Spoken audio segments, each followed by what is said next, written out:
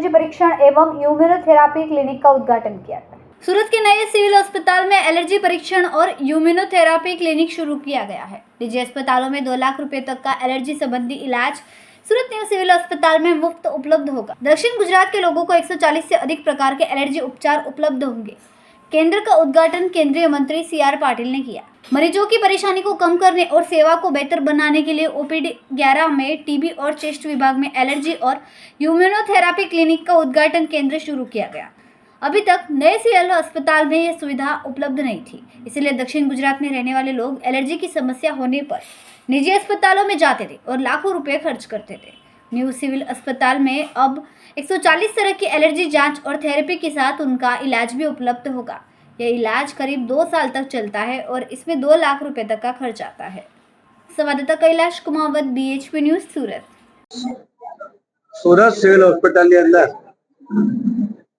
अनेक मुश्किल ऑपरेशनों विना मूल्य करीने सिविल हॉस्पिटल में सूरत में लोगों ने जो विश्वास उभो करे छे एना माटे अहींयाना 100 डॉक्टर्स, नर्सिंग स्टाफ અને अन्य स्टाफ ए बधाने पहला तो खूब खूब अभिनंदन आपू छुं।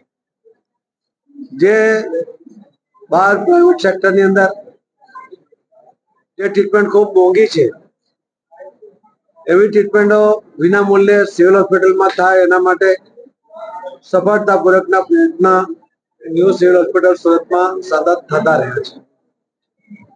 આજે એક એલર્જી એક સામાન્ય રીતે ઘણા મોટા પ્રમાણમાં આપણને જોવા મળે છે, પરંતુ ઘણીવાર એલર્જી હોય છે પણ એની ટ્રીટમેન્ટ ખબર નથી।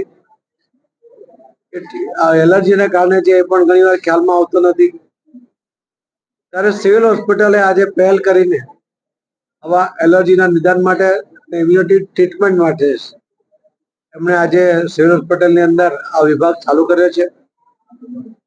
જે બહાર સારવાર કરાવી હોય કે નિદાન કરાવીને સારવાર કરે તો લગભગ 1.5 થી 2 લાખ રૂપિયાનો ખર્ચ આવે છે, જ્યારે આજે આ સુરતમાં આ સારવાર વિભાગ શરૂ કરવાને કારણે લોકોને વિના મૂલ્યે સુરતના અને દક્ષિણ ગુજરાતના જે પણ લોકોને સારવાર લેવી હશે એ લઈ શકશે એ પ્રકારની વ્યવસ્થા આજે સુરત સિવિલ હોસ્પિટલમાં શરૂ કરવામાં આવી છે। એના માટે હું ગુજરાતના મુખ્યમંત્રી શ્રી ભૂપેન્દ્રભાઈ પટેલ, આરોગ્ય મંત્રી શ્રી ઋષિકેશભાઈ પટેલ, સિવિલ હોસ્પિટલના સૌ ડોક્ટર, સૌ નર્સિંગ સ્ટાફ, એની સાથે જોડાયેલા તમામ સ્ટાફ સૌને ખૂબ ખૂબ અભિનંદન આપું છું। અને આવા નવા નવા પ્રયોગો દ્વારા વિના મૂલ્યે સારવાર આપી શકાય એના જે પ્રયત્નો સિવિલ હોસ્પિટલ કરે છે એના કારણે લોકો સિવિલ હોસ્પિટલ તરફ વિશ્વાસ સાથે આવીને સારવાર કરાવે છે અને સારા પણ થતા હોય છે।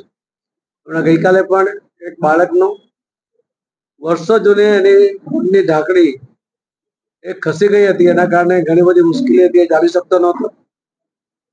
એમને ફ્રીથી વિનામૂલ્યે ઓપરેશન કરીને સિવિલ હોસ્પિટલમાં સફળતાપૂર્વક જે ઓપરેશન કર્યું છે, જે બહાર કદાચ 4-5 લાખ રૂપિયામાં થઈ શકે એવી શક્યતા હતી, એ વિનામૂલ્યે કરીને એમણે બાળકને નવજીવન આપ્યું છે।